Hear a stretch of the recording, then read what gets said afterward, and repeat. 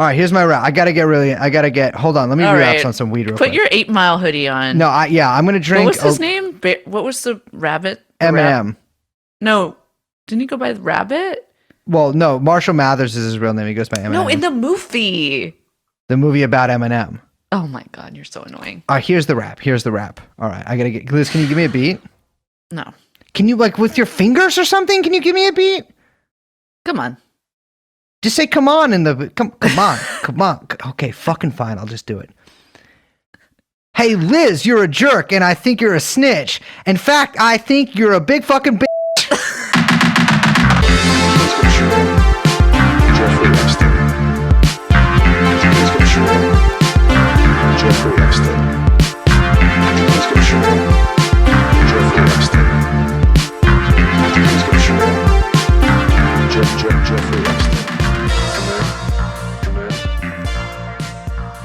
Let's hope that, sometimes we do like, we do the intros and outros after we record the interviews usually. And I'm always like, I hope the person doesn't listen.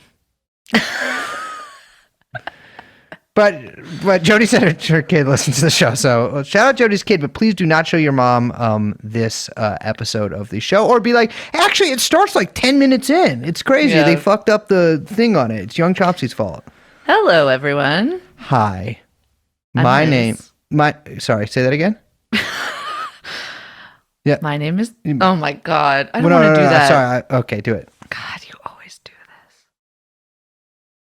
My name is Liz. My name is Brace Belden, a.k.a. Marshall Mathers, a.k.a. Rabbit from the movie 8 Mile. And we have, of course, here on the ones and twos, DJ Young Chomsky, real name, at producing the episode. And we actually have an illustrious guest for you assholes today. Wait, was his name Rabbit, or was it someone else's name that was Rabbit? I never saw it. I just watched one of the raps on YouTube one time. Okay. Because isn't that where the Mon Spaghetti thing's from? Yeah. Yes. I watched it at work 6 years ago. Yeah. And I still remember, so pretty good. All right. Well, I don't remember. Sorry about that. But I did watch Richard Jewell. What? Dude, how is this not the first thing you said? We've been talking for like... Psych, bitch! Gotcha! All right, Jewel watch? Yeah, still at 0. Still have not watched the movie Richard Jewell. This will be a fun one. We have with us here in the studio one Jody Dean. You know her, you love her, and you're about to hear us fucking talk to her.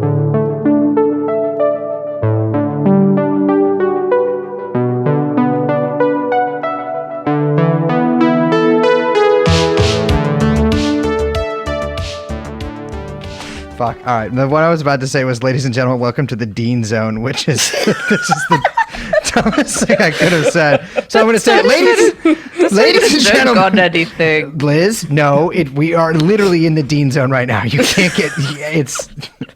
Ladies and gentlemen, welcome to the Dean Zone. We have with us today Jody Dean, who is, you know her, you love her, the author of many different books, 13 of them, in fact, including Comrade and the Communist Horizon. Jody, welcome to TrueAnon. It is a pleasure to have you here. I am delighted to be here. Thanks so much. We're so happy to have you. I am almost a little shocked that you came on the show, so I want to thank you for coming on. A lot of your recent work has been focusing on this kind of term that you use called neo-feudalism. This is kind of something that Brace and I have talked about kind of, I mean, not specifically, but kind of generally in the past year, as COVID and the kind of response to COVID has, unraveled. I don't even know what to call what the past year has been.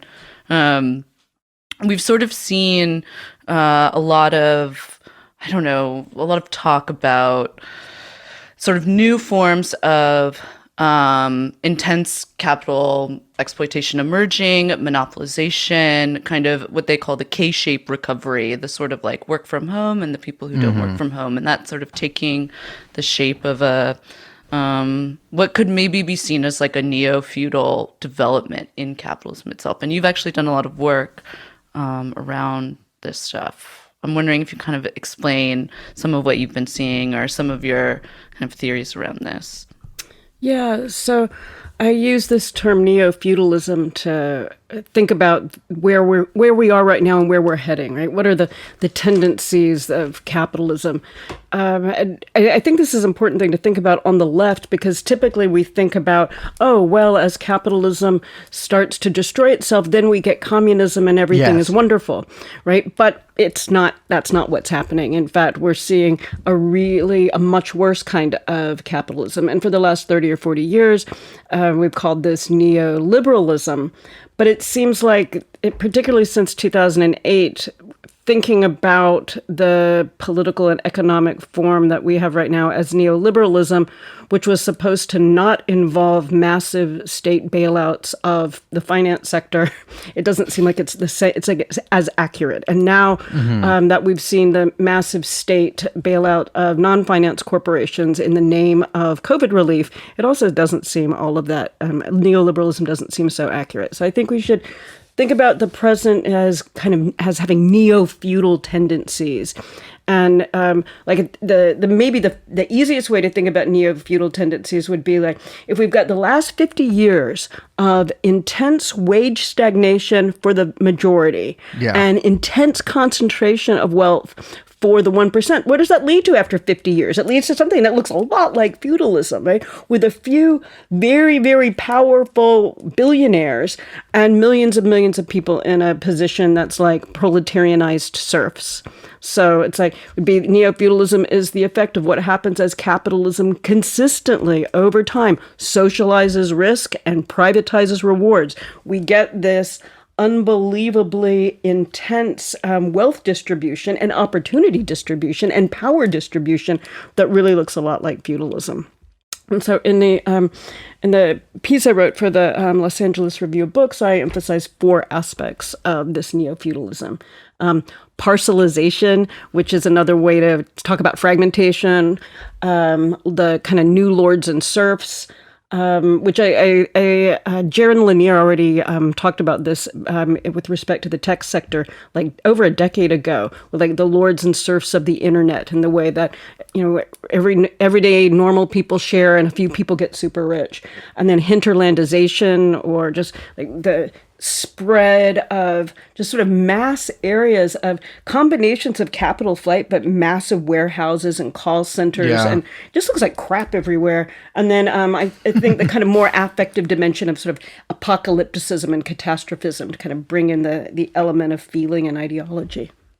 Yeah, I actually had a question about that. So, well, not about that final one, but about parcelization of sovereignty rather.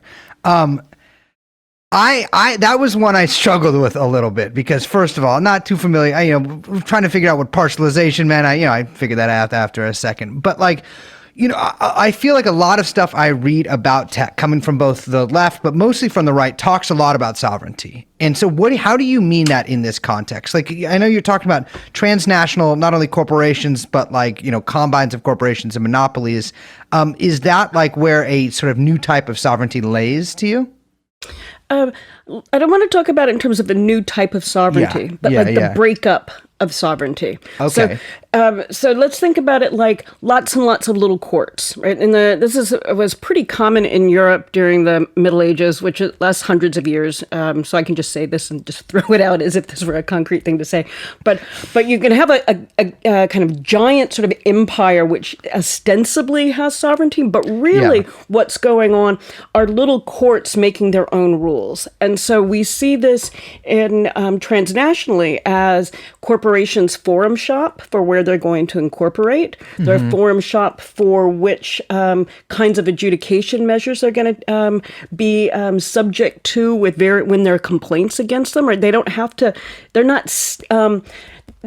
not anchored in stone when it comes to law. So it's not like that a company starts out in the United States doesn't mean that all of the legal things that it comes under has to happen in the United States. Right? We see variations on this with the kind of pools of offshored money. Right? Yeah. That's a way of escaping kinds of jurisdiction. We can also drill way down and see this in more local levels with the way that courts actually aren't vehicles for justice, right? Instead, these days, what is it? Something like, I don't know, over 3 million people now have some connection with the criminal justice system in the United States, as they're made to have plea deals. They're made to, then they get subjected to all sorts of fines, and then they're imprisoned for not having paid the fine that they ostensibly agreed to, but they can't.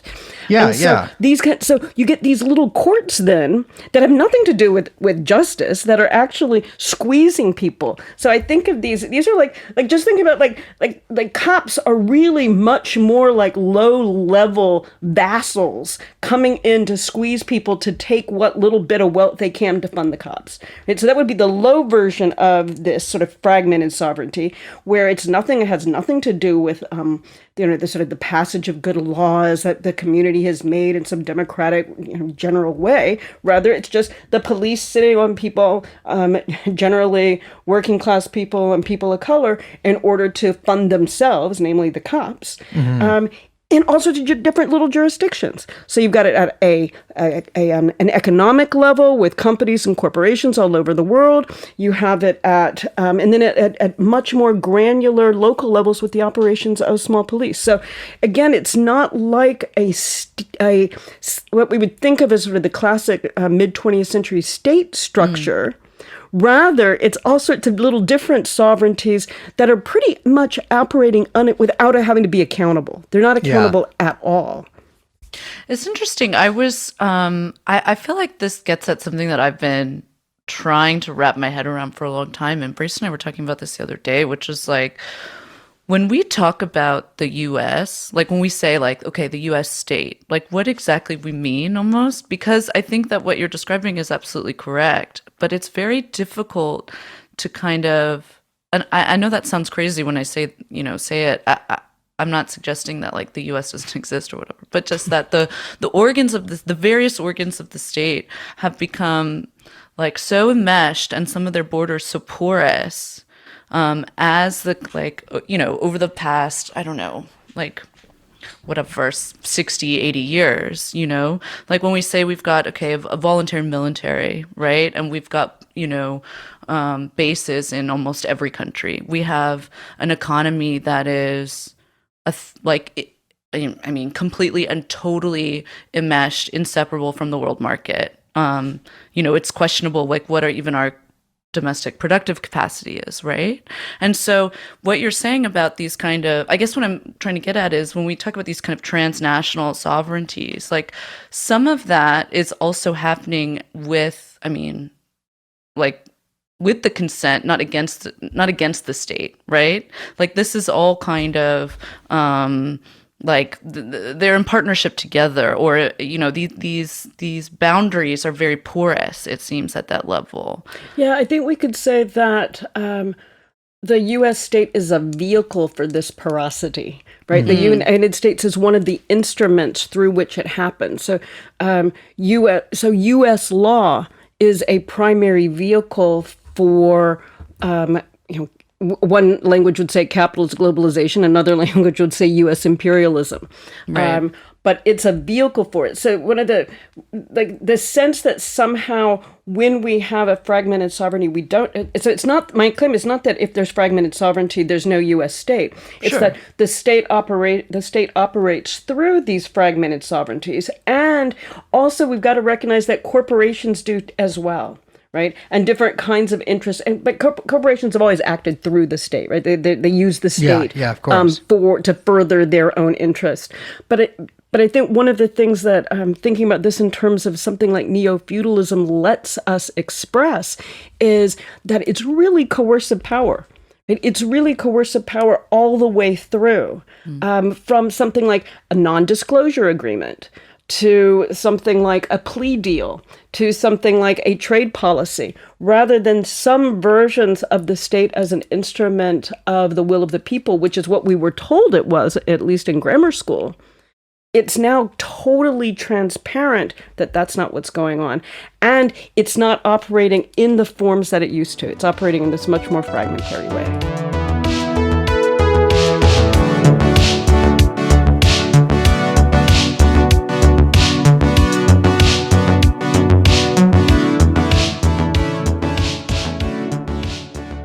So you also talk about new lords and peasants. And of course, I like to think of myself as lord of the internet. In fact, I've built my entire career off of it.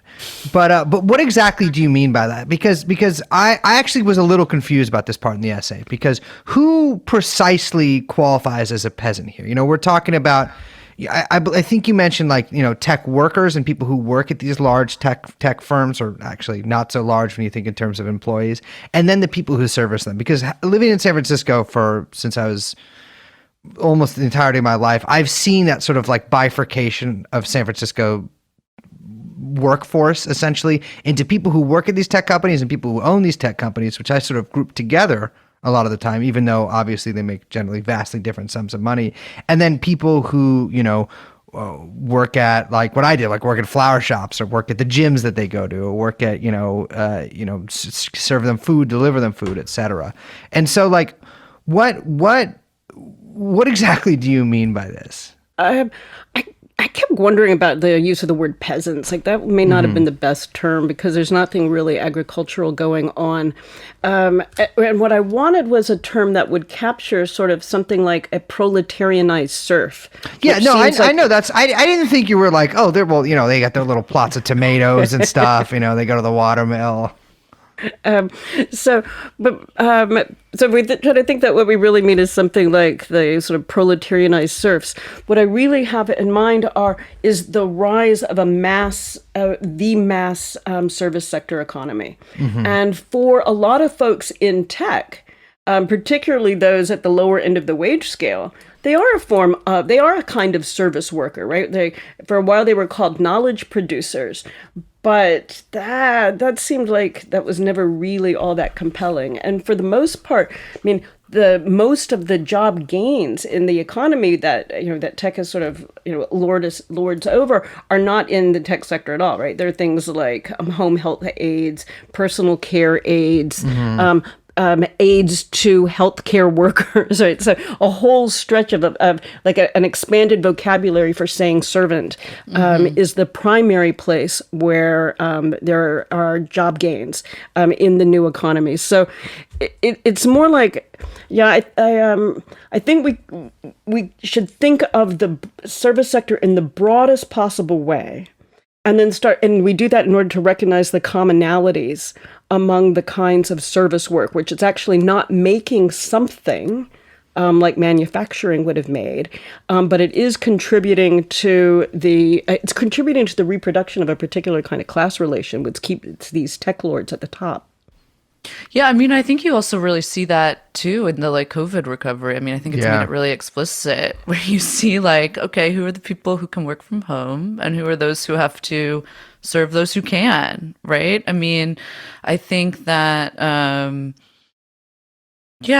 think you have a total, an explosion in growth in a precarious underclass that's there to facilitate people's consumption, or kind of what seems to be a broadening, if not kind of maybe a little fragile middle class, right? What we would call in America middle class.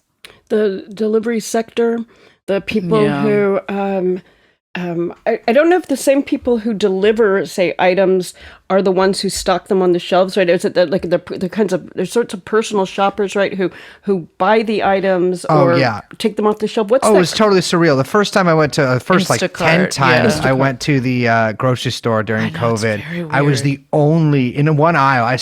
No exaggeration, the only person who wasn't shopping for somebody else in there. Everybody else was working for Instacart.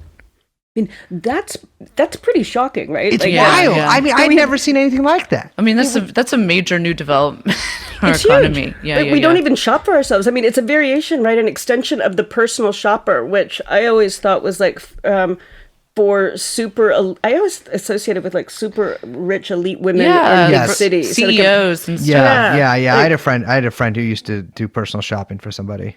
Well, what's funny is they used to always work through a department store too, or something. It was always this, I remember when I was a kid, you would see, they would have a department where it would be the personal shopping department, and always be in this one place that you would go to. And now it's on call people, all of the costs are offloaded onto the person who's doing it. which is a whole nother thing we can get into. But it is interesting that I think that, that kind of separation, or this new sort of, bifurcated kind of like service class. I mean, it is really, really explicit in the year since COVID. I think to the point, I don't know, anyone ignoring it is just doing so on purpose, And I think we see more occupations that their character as service, and as in being servants. It becomes a lot clearer. Like when you can't actually go to a doctor, but you go through a screen and maybe a phone call, right? What do they call it? Telemedicine. Now that's sort of separating out what medical work is. The various kinds of now teaching is much more, when trying to teach online, really, really difficult. And that's separated out to who can provide this kind of service versus the old school face-to-face occupation, which had some kind of profession attached to it. But now the service component is turning everyone into a servant, just to maintain the lifestyle and consumption patterns, the way of life of the now stronger upper class. Yeah, it's interesting. This also sort of, not totally, but it does kind of dovetail a little bit with like a very popular theory about elite overproduction. Do you know that theory? That I can't remember his name. Now I'm gonna totally butcher this. Turchin, I guess, Peter Turchin. But it's the idea that like a lot of the kind of like political anxiety that you see coming out of the middle class, that is that's sort of, I think there's too fucking many of them. Yeah. The idea is like, you see it with a lot of like graduate students talk about this. I think that like, there's so little jobs out there and so many overeducated people. Then this produces kind of political anxieties as, people are kind of clawing at each other for more and more, or fewer and fewer jobs, really, when there's more and more of them. But that's sort of like kind of intersects with a little bit of what we're talking about here, with this expansion of this kind of servant underclass. It's one of the things that's interesting about this is that, of course, it predates COVID, right? Yeah. Of course. The so-called, the recovery since 2008 has been primarily with jobs in that sector, again, for almost all precarious labor. Yeah. Precarious labor. And then if we go back to your earlier comment, Brace, I think maybe if I would say like the peasants would be sort of this new kind of a version of the precariat. But the reason I wanted to to talk about them as peasants is because of the way their own items, their own possessions are used for the enrichment of the lords, right? It's like a peasant has maybe some of their own land or their own tools or their own stupid cow or whatever it is to make money, or not money, but to labor for the benefit of the Lord. Now the new precariat has this extra dimension of their items, right? Like their possessions, their car or their apartment, or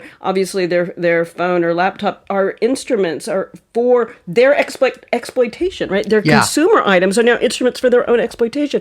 So there's a way that thinking about peasants gives you this tie to some sort of materiality that's a little bit different from just regular proletarianization. Yeah, I thought that was a really interesting point, because you see it in sort of the advertising and just in the way in general that these companies like Uber, Airbnb, et cetera, are talked about in the media, is that your car is actually a way for you to make some money on the side. When in reality, it's a way for you it's an instrument of your own exploitation, right? It's a way for you to make Uber a lot of money at your side and then barely break even if you do it all. Exactly.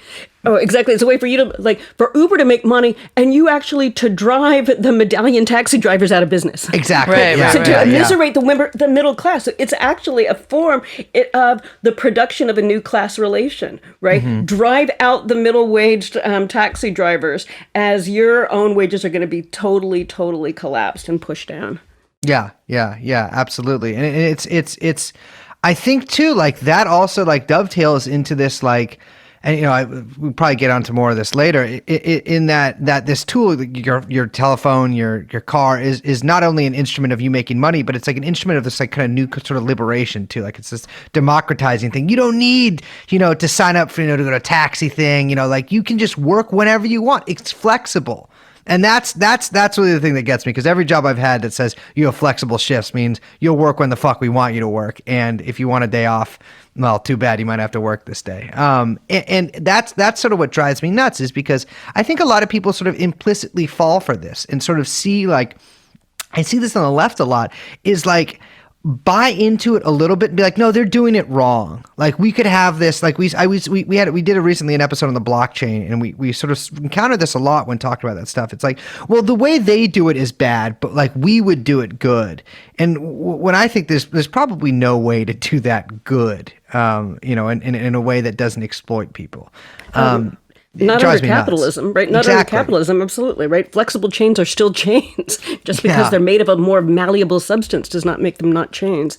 And I mean, and the mistake is always like, it could be better, but not under capitalism, right? It's like, as long as you're still talking about capitalism, it's still going to screw people.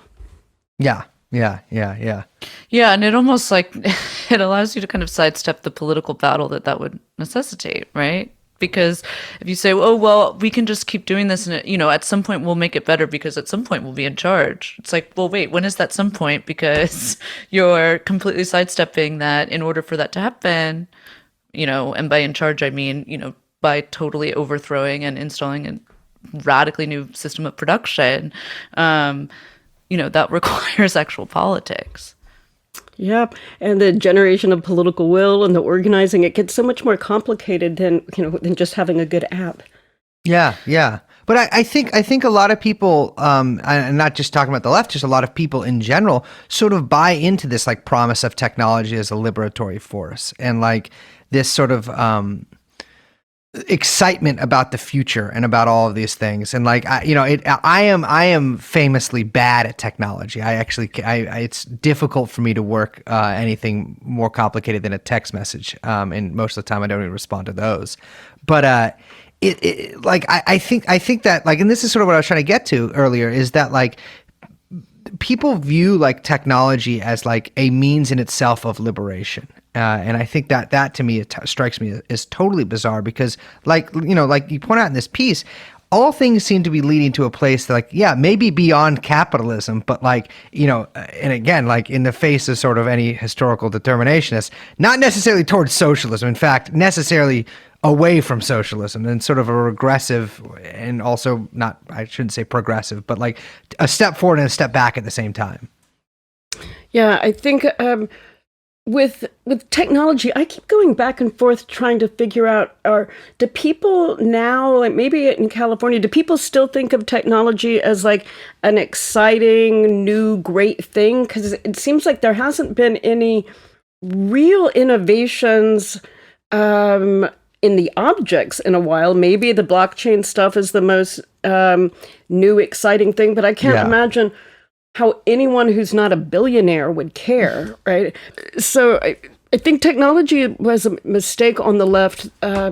We think about like the 90s, when not everyone, but when a dominant mode of the left was saying like, oh, if we just had some sort of free indie media, then everything would be great. And if we just all organized ourselves with media, it would be great. But it's like they transferred the actual goal of political organizing into the means of making media, as if that was going to solve the problem, rather than just create a really, a larger media environment or media market. I mean, if you want to create markets, okay, but if you actually wanted to stop the triumph of neoliberalism and stop the stop the attacks on the working class that were going on, stop the economy, stop the political culture from going in this utterly libertarian direction, then that wouldn't have been what you do. You would actually think about building a socialist society, think about the equality and not just the instruments of technology. Yeah, I mean, I think too, like, I think that you mentioned the 90s. I mean, I think that exact thing is happening now Yeah. too. And if it's almost like, the tragedy farce joke is always used. I don't even know if it's a farce at this point, but it's like taking that kind of like alt Gen X attitude of the 90s left and then mixing it with like social media, which is like a whole beast it's like almost worse. I'm like, it's not even machine. farcical at that point. It's like some other kind of monster. It's difficult to know exactly what to make of it. But you've done a lot of work, kind of, not mapping is the wrong word, but trying to like tease out these kind of network market structure. I mean, you use network and not market, which I noticed, and I wanted to ask you about that and what you see what the difference is there, perhaps. Yeah, when I was working on this idea of communicative capitalism, which I developed, I guess, in the late 90s and the first decade of the 2000s, networks were all the rage. And in part, there was the material thing, like putting down the fiber optic cables and building the infrastructure and all of that, and setting up the kinds of communication that were going to be different. Right? This is pre-social. This before there was anything like social media, and so I use the language of networks then. Because in fact, the capitalist domination of what was going to be the internet wasn't there yet, right? That starts with the Telecommunications Act in the late 90s, when the use of the internet for commerce becomes not just guaranteed, but like really opened up and flourishing. Yeah. But earlier than that, there was the promise of town hall for millions, and the thought this is going to be the new democracy, and if everyone can just go online, then everything will be transparent and government will be accountable. And that's what happened. Well, that's just funny because that sounds exactly, and we made this comparison in our blockchain episode. It's exactly how people talk about the blockchain now. This radical transparency, this new horizons for democracy, which they never, of course, explain exactly what that means. And the people building it are all total, libertarian psychopaths. So I'm not sure we'd have the same definition to begin with. But I kind of recall that stuff very vividly. How like there was this strange, and I was pretty young at the time. There was this like sort of strange like mythos around like blogs and stuff like this. Like we're democratizing the media. Go back what you said, and like that will somehow solve this problem that 1,000 mad glaciuses were born. Exactly. Which is totally absurd to me. But I feel like people just, I still don't know if people have necessarily totally shaken that. And I can't help but think about how like Occupy, for instance, was started by ad busters who are, I believe, public enemy number one when we're talking about this kind of stuff. It's like this stuff just repeats itself over and over. Well, it's interesting because you just said, Brace, when you were saying that, this stuff repeats itself over and over again.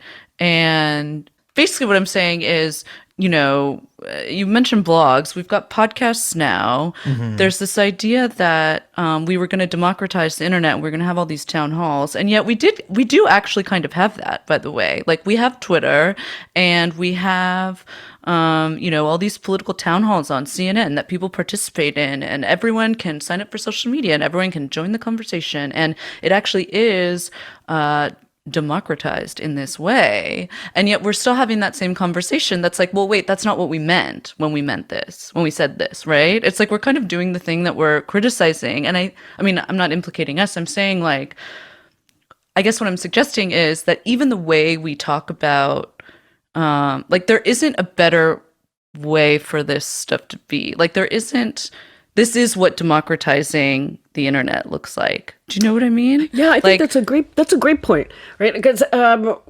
what I think it points out is that if you don't look at the material structure of ownership, then all of the democracy in the world is just going to reproduce new patterns of inequality and ownership. Right, it's not going to get rid of the fact of inequality and ownership. It might, and I actually think it turns to intensify it. This stuff from Albert Laszlo Barabasi, these power laws, right, where free choice growth and preferential attachment always lead to more and more hierarchical distributions, and the internet makes that just explode so much, right? So like, the way that Twitter makes some people be totally, have, hundreds of millions of followers. Is it still like Katy Perry? She, for the longest time, she was like the person with the most followers Probably. of anybody, bizarrely, on Twitter. But the way that, the initial promise was, everyone can be influential on Twitter, Yes. and everyone can have this. But in fact, it produces these, now we call them influencers, I guess, from Instagram and other things. But it makes these, it's not a dramatic equalization. It's the creation of new markets or networks with new hierarchies in them. Yeah, because this is how free markets work, right? This is the creation of markets. And so you have, leaders and losers, and everyone is competing, quote unquote, fairly. And so that's why I always find it funny when people are saying, like, oh no, but we can do this different. We just have to, tweak this or that, or, oh, blah, blah, blah. And it's like, no. Like, this is producing this because this is what it's designed to produce. This is what it can only produce, right? Well, the way you describe it too is that it's almost like a pyramid scheme, right? Like the more people that join in and the more people that you got at the bottom, essentially more people who are participating in this hierarchy, which sort of feeds the people at the top. Oh, and absolutely, yeah. We know that but that should be this shouldn't be a surprise to us, but it seems like it is. So it's like more and more people go to graduate school. It's like, oh no, there's no jobs. Well, there's no jobs because there's more and more people who are competing for them. Or, we've got millions and millions of people on Twitter. Well, of course we're going to have a power law distribution because you can't read millions of other people's tweets, right? You're only going to be ever able to read a subset. Thank God. Yeah, right. I mean, it would be even worse. And as long as the basic structure of ownership underneath isn't grappled with, then we're just going to keep going around these circles. I like what Liz says earlier about like sort of the permanence of farce, right? It's we don't even get tragedy anymore. It's just like the perpetual living of the farce. Yeah, I mean, I do think that maybe one of the reasons why we act so surprised is that it implicates so many of us. I mean, it's like I've got 100,000 or whatever it is, something stupid followers on Twitter, and we are on a podcast right now. Like, we're very heavily implicated in this conversation. This is something that drives me insane all the time. Like, I think about it a lot. Yeah, I just think that, like, you mentioned the grad school thing. I mean, I think that a lot of these kind of these conversations about the market incentives and the kind of social relations that are produced out of the kind of like these networks or these markets, these communication markets, however we want to describe social media, and it's kind of like whatever ensuing detritus, but like. There's a drive to deny that they actually are markets, even as we're participating in them, because I think the fear is that then we're implicated, and there's some sort of like dissociation that, or like that causes a kind of like disruption of the self. Maybe, I don't know. I think that like people have a really hard time confronting how kind of enmeshed we all are in these networks, because it feels like maybe we should be able to step outside of them or something. Does that make sense? Maybe I'm getting too psychological here. Yeah, I think that the symptom of what you're describing is people's constant like trashing of one another, cancel culture, and then the kind of sense, the guilt that comes from being involved in all of this. But but because all of that stuff, we actually also know that that's just unbearable and sort of trivial. It's a displacement from the actual material conditions that these the networks of communicative capitalism are sites for our displaced class struggle. Like, we're actually not fighting the class struggle. Absolutely. On Twitter, right? We need to fight. If we were going to fight it on Twitter, we would be, what's his name? Jack Dorsey? Is that his name? Yes. We would be like seizing sage. his stuff and, blowing up the server farms or organizing those workers. I like where you're going with this. All right. And all power to the Amazon workers. I guess we know this are the ones in Bessemer, Alabama today. Of course. Who they're voting. The vote's supposed to be, I guess, counted by the end of the day. So, in line of the discussion we've been having, we can hope that there's going to be not a farce, but or a tragedy, but a wonderful victory for the people. Yeah. I mean, I think that's absolutely true. Like Liz, you're saying, like it's sort of people don't like to examine it, and like I was saying, it drives me insane if you think about it. But like, I think that's a it doves. I can't use the word dovetails twice in a fucking episode, but I can't think of another word. So let's say it fishtails. All tails are the fucking same. All those two tail things are the same. It goes together. Oh wait, no. It's interdigital. Check that one out. All right. Yeah, that's a grad student word. That sounds wrong. It's true. It's when you go like this. That's when you put your hands together. Lock fingers. Anyways, what I'm saying is that, and again, like, you know, I have basically only been involved in like organized left-wing politics since the beginning of the 2010s, and you know, besides some scattered stuff in my youth. And what I see, and like again, this implicates us, this implicates me, and this implicates more people, not just that just do podcasts or anything, but it's like I see it as like a series of almost, and this is it's on Twitter especially, of like competing or maybe interlocking fandoms and like, you know, followings rather than like it's like it's not even it's to turn away from the party form or it's even almost a turn away from movementism, like in that sense, where it's actually just following personalities who may not have like necessarily the most together politics or anything, or even like us, who are, you know, it's like I don't think that there's any people who base their politics off our show. God, I hope not. But like, you know, it's almost like it fits perfectly with the rest of the way society is going, right? Like it fits right alongside the people shopping for you at Whole Foods and the people delivering the food and all that kind of stuff, is this turn away from like any actual effective means of politics into essentially just like, you know, it's like the KISS army, but for like guys with beards and glasses. I didn't think there was something kind of worse on the left than movementism, but I think competing fandoms is. I think you've totally named that. I think it fits really well with neo-feudalism because fandoms are about loyalty, prestige, status, right? All of this sort of the pageantry of did you insult my lord or something like this, rather than an actual fight over terrain. I mean, it's the fight over mental terrain, right? Communicative terrain. And then everyone kind of fighting each other for the right to defend the Lord. You know what I mean? Because you've got these sort of petty hierarchies that then emerge. I mean, the social relations are just completely bizarre. And I think like, you know, kind of going along with what Brace said too, it's like in its other turn away from something that has any kind of relation to anything political is that there is a kind of complete and total rejection of any kind of self-criticism. Yeah.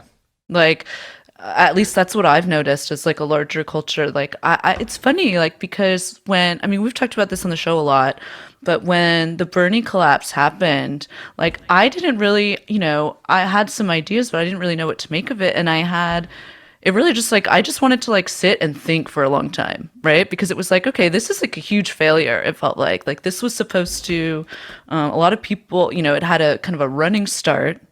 It had a lot of years, you know, in the making in terms of like his popularity within the Democratic Party and whatever. And, you know, socialism on the march and all this shit from the last like 5 years that was in the kind of popular culture. And it totally just like, boom, was extinguished just like almost immediately, right? And very, very quickly and easily. And so I was like, well, this seems like a moment. I mean, not to like give some like Maoist cards away, but this seems like a moment for everyone to kind of sit around and like fucking think about what just happened and try to like, you know, examine like what went wrong. And instead, you see an immediate like doubling down, like, oh, we already know what happened, or my favorite move, which is, oh, well, I didn't think it was actually going to happen anyway. Yeah. Which is like the other thing, and it's just completely bizarre. And I see the kind of like social forces that reinforce that this kind of like there's a zero openness to thinking critically or analyzing or implicating oneself in some of that. And I think it has to do with something you've talked about, which is the kind of subjects that emerge out of these networks, where their identities are completely tied to these network social relations, and how destructive that can be, particularly when it starts getting enmeshed with what gets either mistaken for or, you know, in some ways displaces like the political.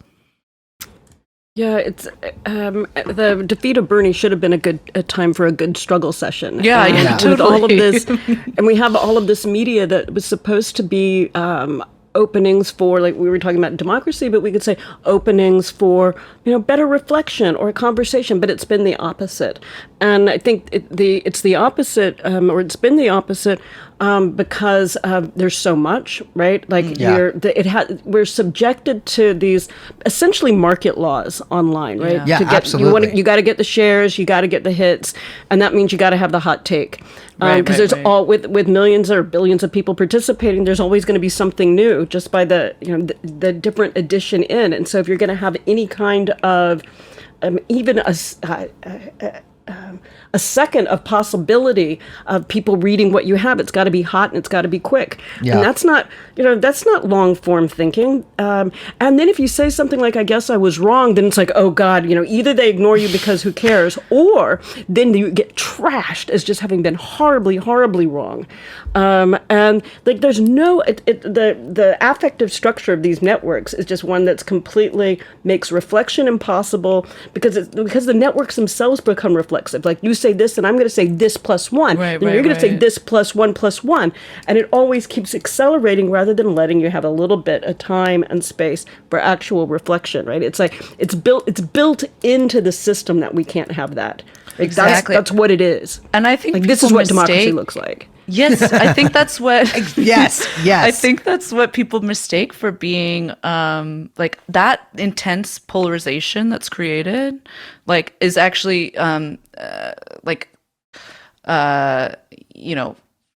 confusingly is actually very like stable for the market, right? The instability is actually very stable, and actually these the kind of market logic demands a kind of unstable stability, right? Not to get too like cheesy or whatever, but so I think people think that, oh, this is disrupting, this is doing all this, this is doing that, this is kind of like these are ruptures. Oh, is that a rupture? Is this that's my favorite game when the left plays, is this a rupture? Just pointing at the news or whatever. And so it's easy to feel like these kind of like the extreme volatility in markets is somehow makes them more and more precarious, when in fact that actually it is precarious but also strong at the same time, if that makes sense. I think that's absolutely right. We know that capitalism always has churn and crises, right? Mm-hmm. Capitalism is always throwing off. Absolutely. It's necessary. Throws off people. This is totally necessary. So why would we expect our communication markets or networks to be any different? No, they're going to rely on these boom, bust, crises, throwing off people, bringing up new ones, and that's the form of stability, like you were saying. I think that's exactly right, and that also then tells us why this the revolution is not going to be tweeted, right? It's not going to come through these forms of media, even if the forms of media are helpful and useful. I will say, like, one of the things. So, in the interest of self-criticism, in the first decade of my thinking of communicative capitalism, I was really just only completely trashing it, all social media and forms of networked communications, just as only forms of capitalist co-optation. I think it's true. They are forms of capitalist co-optation, but I was insufficiently dialectical. And I was insufficiently dialectical to the extent that one of the things that's been cool over the last, say, 10 years or so is the creation of left media. And so not trying to be a media for everyone, not trying to replace big mass media, but actually media that does try to build a left and does try to let there be an actual left discussion and a left debate, which is why we can even say it's frustrating that there's not a time of reflection. Like if we only had like CBS, NBC, and ABC, we wouldn't have said, oh, it's a shame they were not reflecting on the loss of a socialist candidate, because that would never have happened. But we can understand our left media and wondering, like, how do we have a space within that general ecosphere? Now, we haven't been able to do that very effectively yet, but maybe it's possible. So I think that that all of the capitalist stuff is true and awful, and yet maybe there are points of forms of convergence that we didn't have say 10 years ago, forms of building socialist consciousness, building left consciousness that we didn't have before, or we only had in local areas, in face-to-face interactions, or with a few of the paper magazines that were still available. But those don't have the capacity to bring as many young people in as, say, like the kinds of media we have now. So I think we should keep the being really critical, but there is an element of hope that we also need, essentially that we need for the revolution, because if we only live in farce land, we don't have the space for building the other thing. Yeah, but that actually does make a lot of sense to me. But I think, Jody, what my kind of worry is that when people become more and more enmeshed in these networks, and I see this just happen particularly like with our show or with left media in general, is that these networks sort of become it for them. Like there is nothing outside of there. I mean, that's sort of there's kind of the trope about the Twitter communist, which is, fairly real. Somebody who's sort of maybe like a little socially stunted, spends much of their time online, is sort of agoraphobic in a way, and like doesn't really go outside or interact with the wider world much. And I think that's actually like, that's sort of what drives me insane, because as more and more people are driven, online, COVID absolutely 100%, put the pedal to the metal, like, accelerated this forward, but like more people were spending like a lot of their time online, and now it's like some people are just spending all of their time online. I think it creates like a stunted political being, and like that's sort of what worries me, is that like without interacting with like people face to face, and without having like sort of the joy of comradeship or even just friendship in general, it makes for a sort of like schizophrenic political environment that sort of like bounces from here to there. And that's like, we see that sort of reflected in the, I guess you would say mainstream, but also on the left too, with a lot of these like Instagram infographics and like what you can do to like be a better person and stuff like that. So we have like on one hand, sort of this like network that relies on people being inside in this sort of like antisocial sociability, but then also this like extreme sort of like zealot like thrust towards self-actualization and like disclaiming your sins and getting this internalized whatever and et cetera out of you, and it creates, I think, like a schizophrenic being, right? Because you're just like, I am inside all the time and I'm all fucked up because oh my god, like I read on Instagram, I'm like, I'm a racist, like holy shit. And I think it just drives people totally mad. I mean, that's what I freak out about, because it's like, I've been to political meetings before where I'm like, Jesus Christ, like it's like these people learn how to communicate on Twitter or something. It's all invectives or these these buzzwords or something like that, and it freaks me the fuck out. Yeah, I agree with everything you said. I think that's right. You can't be comrades are not people who are born and made online, right? Comradeship requires a face-to-face dimension, a sense that. Essentially a sense that the person's got your back, right? That you're in a struggle where you can rely on the other person. And the thing about, I'd say all or nearly all of our interactions in sites like Twitter is you can never rely on anybody to have your back, right? No. You really have no idea. People could turn on a dime. And you don't even know who they are most of the time. And then they're trashing you for absolutely no reason, just because it's fun or because you opened yourself up for a quick rejoinder. Yeah. So I think you're right about the problems of a totally online left, and so it means that so when we have left media, people still have to go outside and interact with actual people and do something, not just talk on media, right? Not just. In fact, I think it's the just being there, which is why folks resort to these moralisms of, like, do these 4 things to be a good person, or if you had these 4 thoughts last week, then you're bad.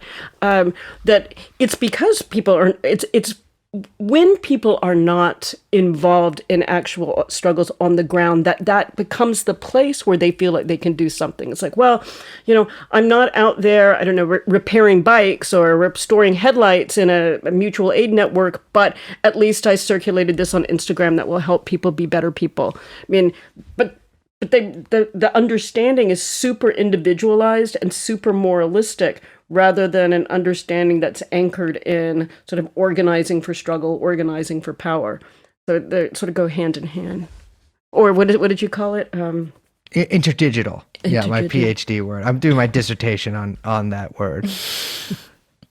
In that neo-feudal essay, you wrote that capital accumulation occurs less through commodity production and wage labor than through services, rents, licenses, Yeah. fees, work done for free, often under the masquerade of participation, and data treated as a natural resource.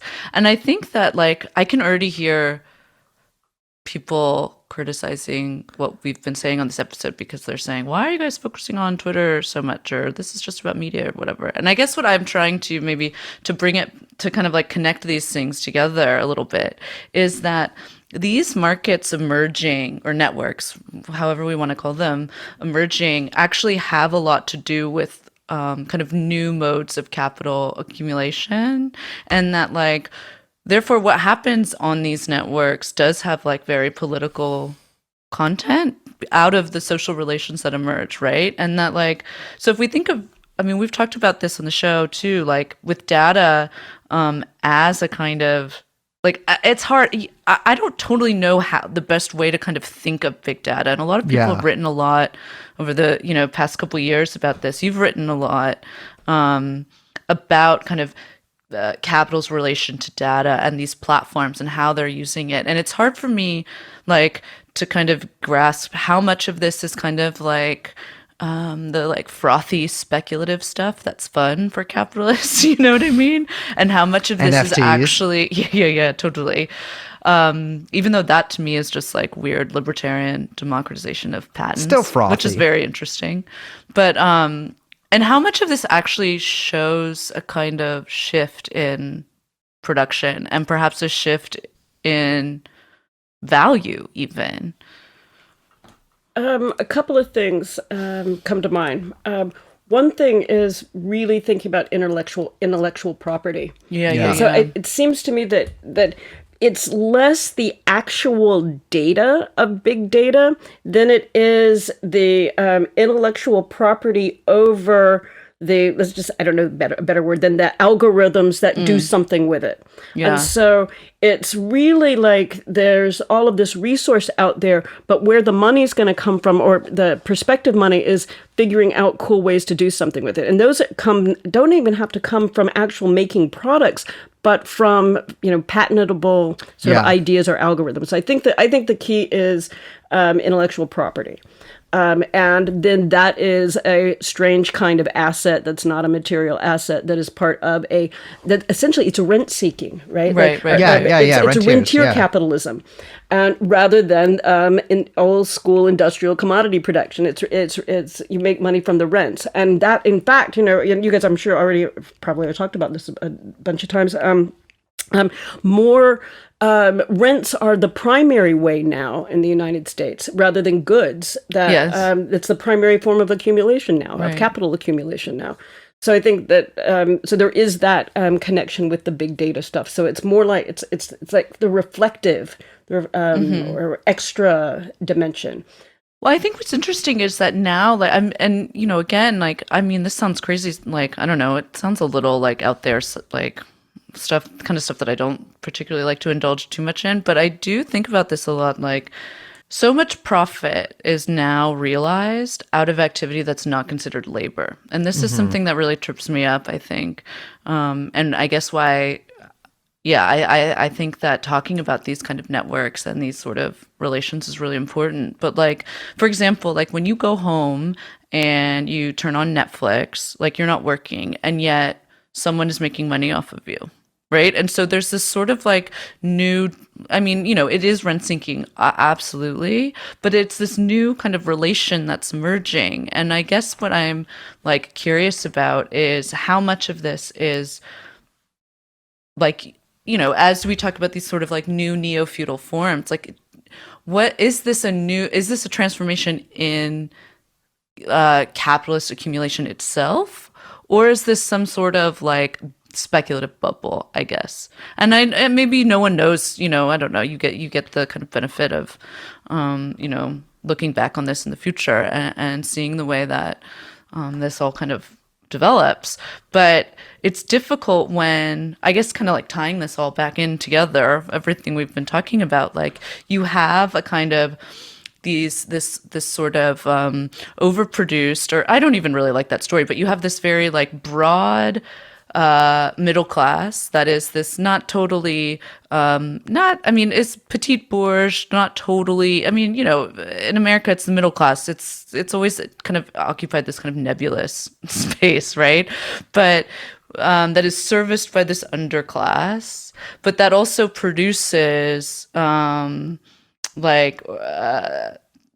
value out of like data that it allows to be extracted for these platforms. Like, I guess I'm trying to tie all of this together and kind of what this new ecosystem is, and then trying to then understand the past, like as we've kind of been witnessing this transformation. I'm not making a lot of sense, I apologize, but as we've been watching this kind of the beginnings of what possibly is this transformation in the West, then what that then maybe explains about the politics that we've witnessed and are continuing to witness that are emerging. Because I think that tells us more about the kind of various upheavals over the last decade than maybe some of the other stories we tell ourselves. So if we recognize that for Marx, value is always exchange value, right? So value is always this relational quality. Yeah. Which then means that value is really just this overhang or crust over social relations.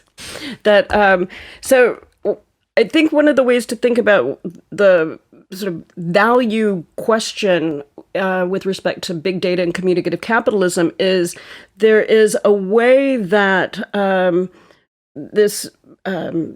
big data world tries to seize the social substance directly and avoid the commodity form, or even maybe avoid the value form.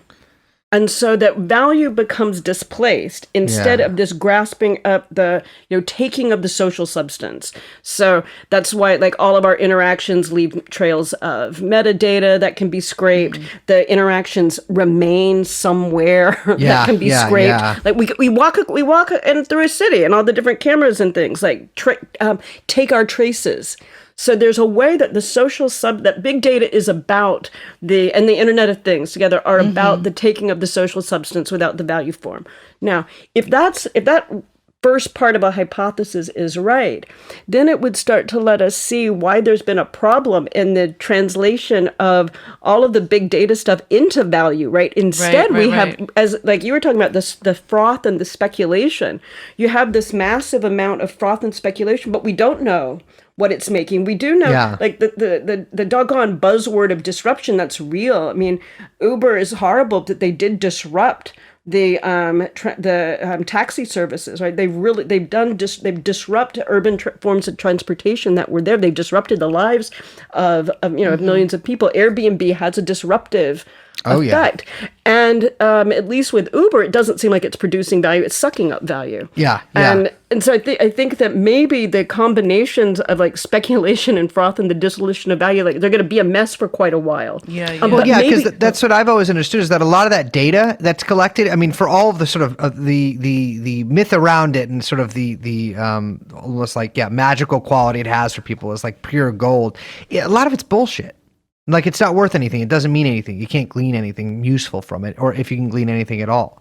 Oh, yeah, there was some study, I don't remember any of the details, but it involved like generals and wars or something and big data. And it was like, the big data did nothing, right? Like it had no predictive capacity at all. It was just like any study that has said something about big data has always been retroactive. Like, oh, after this happened, we saw that all the data was there, but it's had like really, really minimal predictive capacity. A really small degree of predictive capacity. Yeah, it seems like it's only used as creating cottage industries for like a bunch of people to throw money at and then see kind of what sticks, That's always been my feeling about the digital education stuff. Whereas it's like, I mean, I don't think anyone likes it. I don't think the kids like it. I don't think the teachers like it. But I don't think the parents like it. And yet they'll just continue throwing money at it no matter what, because surely there has to be a reason that we could do this. Like, if we have the technology, then we can do it, and therefore it must be. The Jetsons did it from home. But I don't think it'll ever catch on, because I don't think anyone actually really likes it. I mean, I think a lot of people will make money. It'll be like a jobs programs for a lot of, like, sociology majors probably, but, like, you know what I mean? They like, tried Future this. America types. Yeah. Was it like more than, was it 10 years ago? I don't know. What do they call the MOOCs? Massive online blah, blah, blah classes or something. And there were 2 or 3 of these big companies that were trying to. Not to interrupt. It was called MOOCs? So, I don't know. I can't remember the name. I think it was like a MOOCs. I think it was like incredible. MOOC or something like that. And a few universities thought that this was the way they were going to, like, get rid of problems that they saw, like, too many students in freshman composition, which means how we don't have to teach people to read and write anymore. And so they were going to use these big, massive class as a way to, continue to underpay adjunct labor. And it was basically a failure because nobody likes this. And nobody, it's awful. And it seems like, with the COVIDs, the goal is going to be to try to bring it back and make it stick. I actually think it won't. I think, in fact, this might be one good thing, is that people realize learning happens better face to face. Yeah. And that students at every level prefer to interact with people. Yeah, absolutely. I completely agree. And I also think, I just think that people, I mean, even myself, this is something I struggle with. I mean, we discount how much, just people, like, rejecting something will actually work. Do you know what I mean? Like, that's why I have such a hard time talking about these new technologies and these new kind of modes of production and all of it, and, like, what comes out of it, because it's so difficult to see, like, what's real, what's not, I guess, which is a terrible way of putting it when you're talking about digital things. But it makes me want to go back to the part about the services, right? And why there's been this increase in jobs and services. In part, it's because those are places in the economy that can't easily be automated. Yeah. Right? So that's a place where there can be, the labor costs are relatively low because they can't be, because the people don't have to have high degrees of expertise to, let's say, be personal home health aides. Yeah.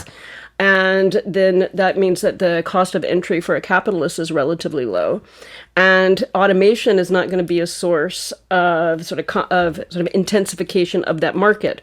So those are going to be where the jobs are going to be, and that's the kind of employee or worker underside to all of the froth and overaccumulation at the top, but these frothy Silicon Valley, speculative data things, like, they don't create the jobs.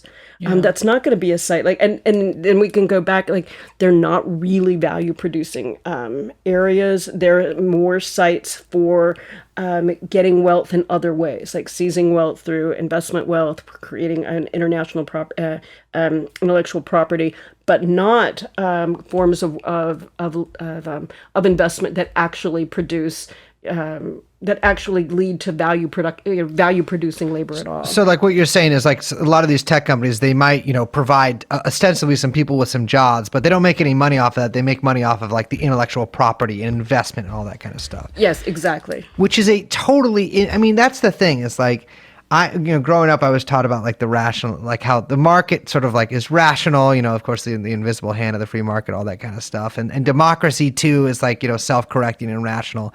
And it's like, how anybody could make it to 2021 and believe any of that even a little bit, to me, is totally absurd. But, like, it's this engine seems like it's just going to keep fucking going, right? Like, with COVID especially, so much of this has snowballed and gotten bigger and larger. And I do agree, Liz. I think people will reject stuff like the online educations. I mean, it is people I know on every single side of that, parents, kids, and teachers, fucking despise it. Yeah, middle class parents are pretty powerful, I guess is what I'm saying. Exactly. Yeah. Yes.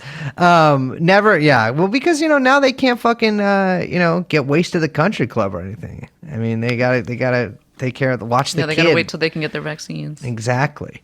That's sort of drives me insane. Is like, it seems like this stuff is just like accelerating. I mean, not to, I'm not making any illusions with that. I mean, it really is just like, it's getting bigger and faster. And it seems like there's no like real counterforce, right? Like people sort of just accept it and like, well, yeah, I drive Uber after, I get off work sometimes, and then, work just becomes Uber and stuff like that. And like, I find myself sort of just waiting for like, you talk about hinterlandization in the essay, and like, it's almost, in a way, it happens in the cities. Like I'm in LA right now, and I walk outside. I've talked about this on a million fucking episodes. So if you're sick of hearing it about it, I don't give a fuck. But I walk outside and there's basically favelas everywhere. Like, I mean, it really has to be seen to be believed. Too. Yeah, exactly. San Francisco, like, I mean, there are like,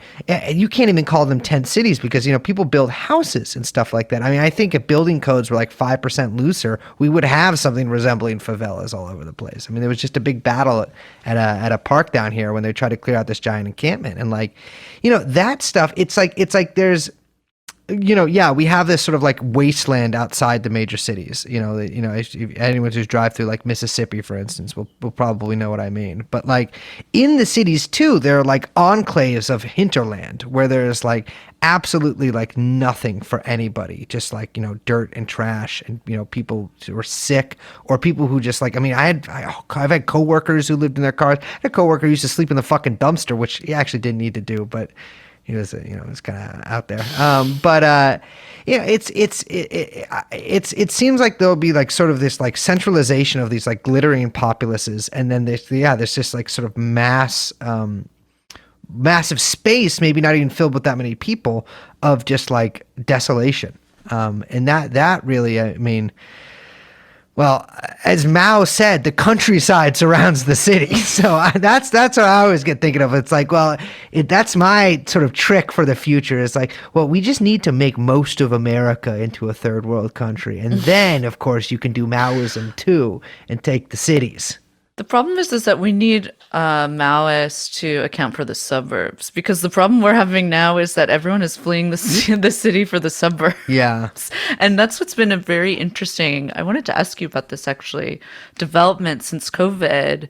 And I think since you've been writing about this neo-feudalization and kind of these makeup of these cities, because at least in San Francisco, and I think this is happening also in New York and a couple other cities, but like, the amount of people that have fled, and a ton of businesses that are just not coming back, a ton of offices that are then related to those businesses, and then like lunch places that are related to those business, and the entire little micro economies that these things create, like, are just, it's not those like tech utopia city anymore. Like no one wants to live in San Francisco, and actually the housing prices are going through the roof in like the suburbs outside of it, which is really fascinating. And so now you have, I mean, like what Brace is saying about what's left of these cities is, I mean, it's pretty shocking how quickly this has all happened, just total desolation in a lot of what used to be some of the richest places in the world.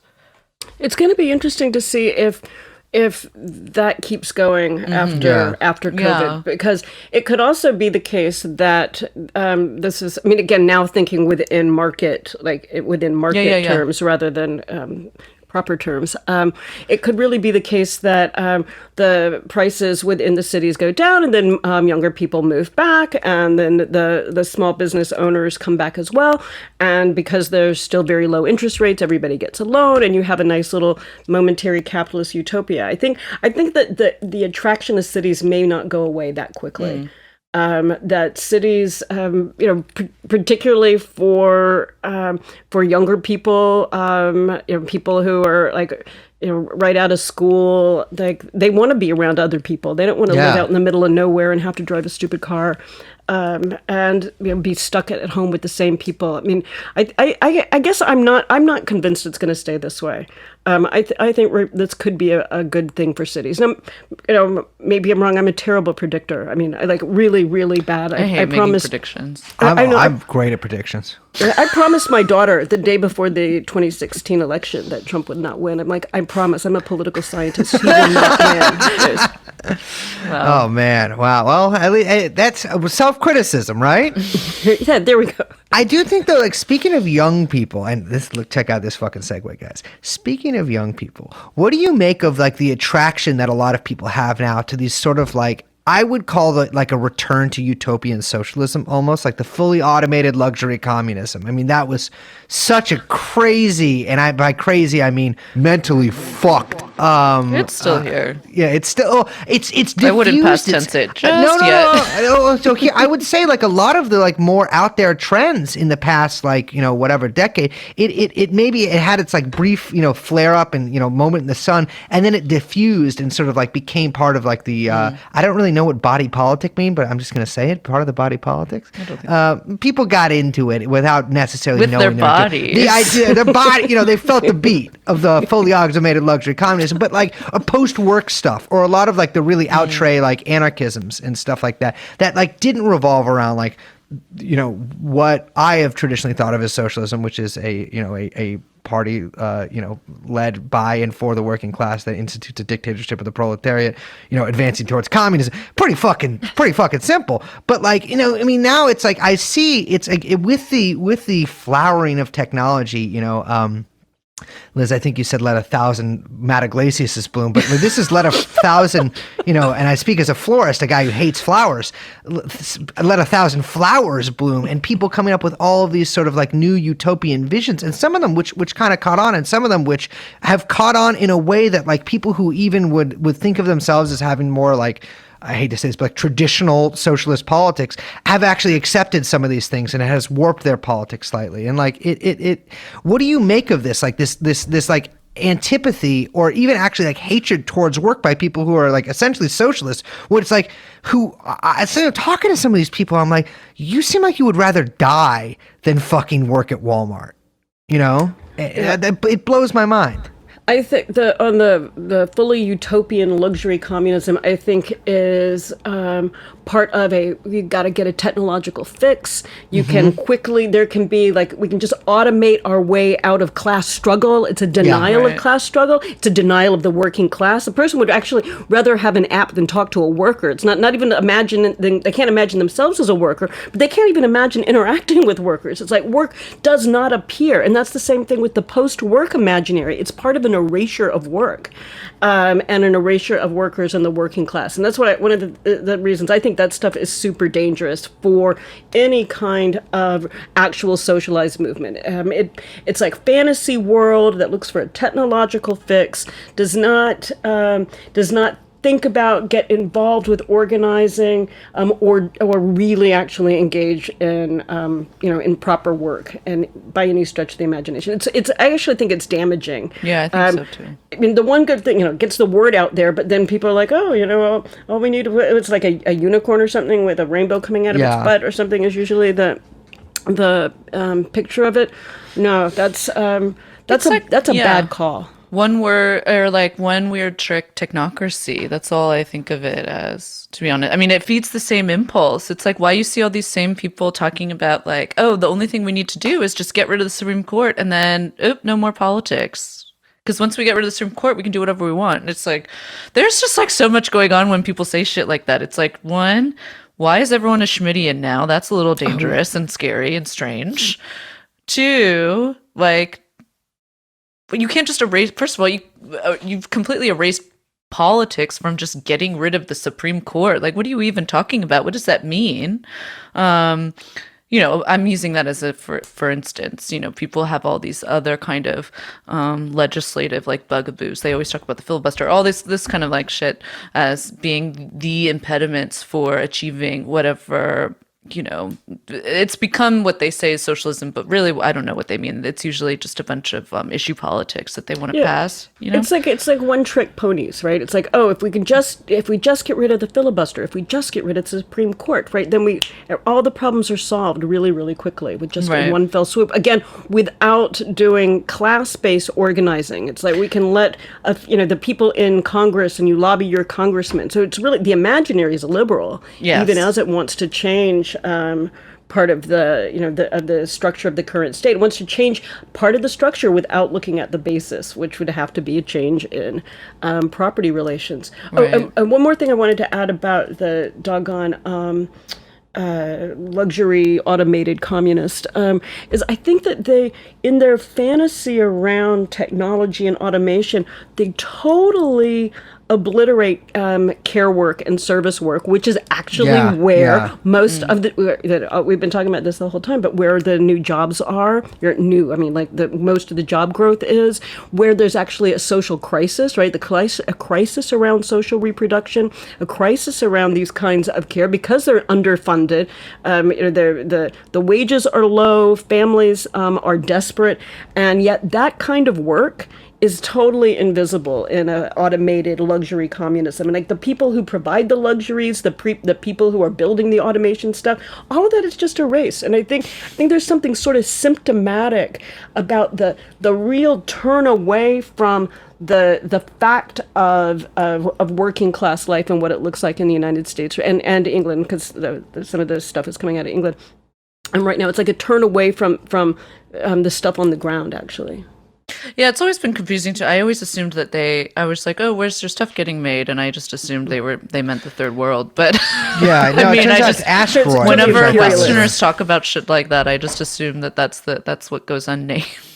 Yeah. I mean, it's that kind of utopianism. I'm not sure. Some people say that it has like some use because it gets people's imagination.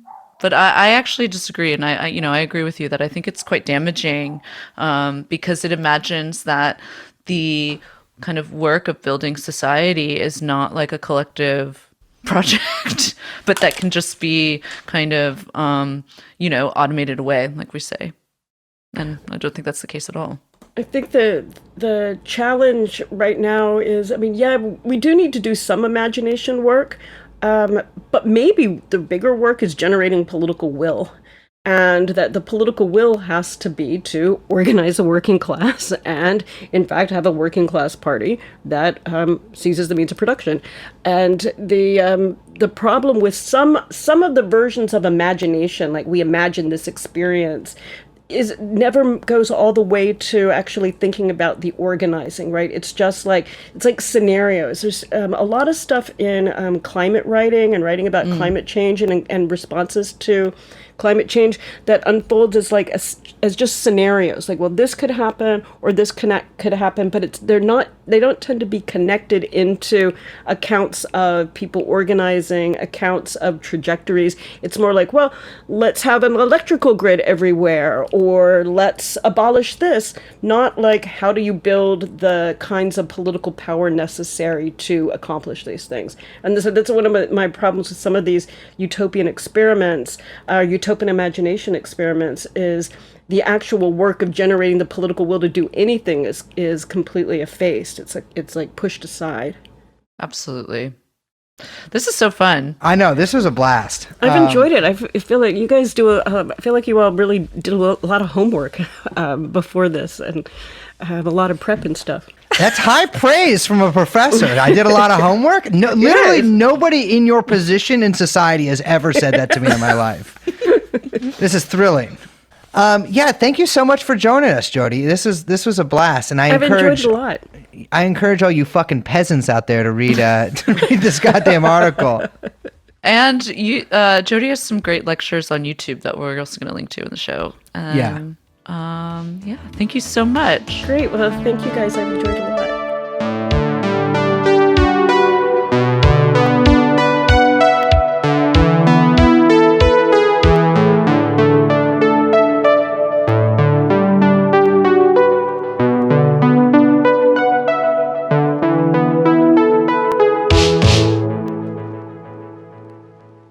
Hey, all you cool cats who made it to the outro. My name is the Salamander. That's going to be on Wikipedia. I'm here to slither under your rock and lie around for a while. Borrow some money from you.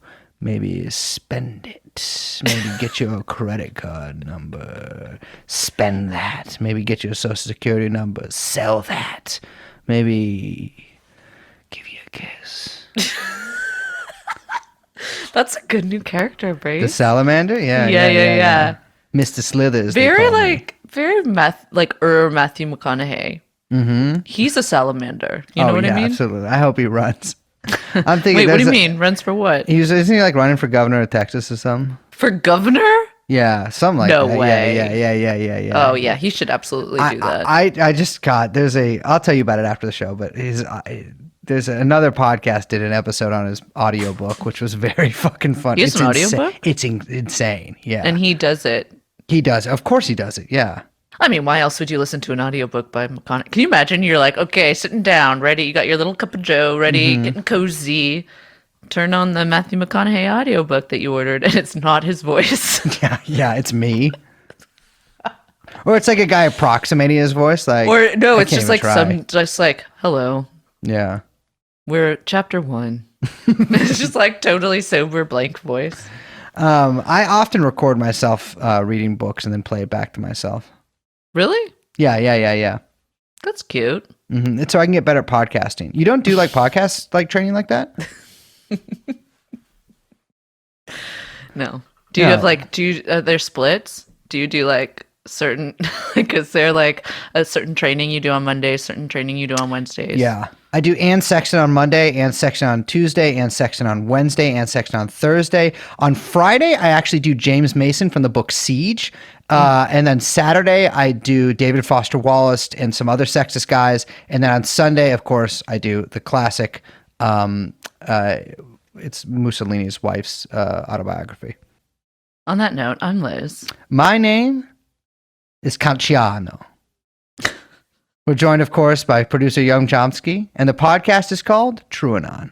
We'll see you next time. Bye-bye.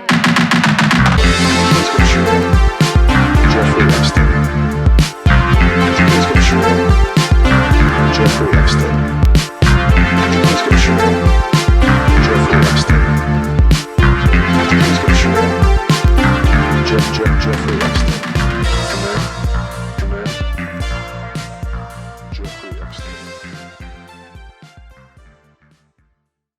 Well, I don't even think we're in the 1890s yet, baby. No. We're in fucking 1320, motherfucker. You are a serf. Bitch, you live in Alsace. You are a peasant. You need to give your fucking lord the grain. Your fucking children, you've had 15 children. You've never taken a bath. You've literally never washed your penis.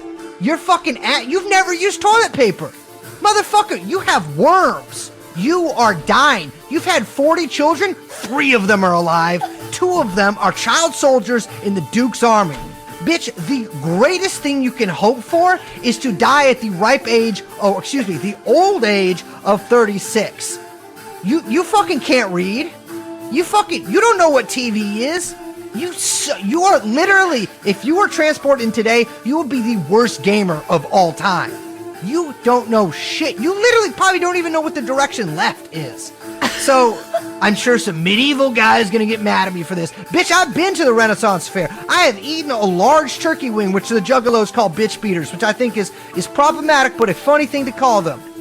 Motherfucker, you gotta recognize where you are, and then you gotta get past that. You gotta be unemotional. I mean, I know I'm not being a great display of that myself, but you can't sink into this hole. You live in the oubliette. Your job is to crawl up the ladder, motherfucker. You live in the hole. You're in the hole. You are a rat, and the rat, when he's in the hole, that's fucked. Oh, people only throw trash in the hole. You know what you need to eat? You need to eat a body, and you need to carry the plague. And you need to carry a plague around this whole world that will change this whole fucking world.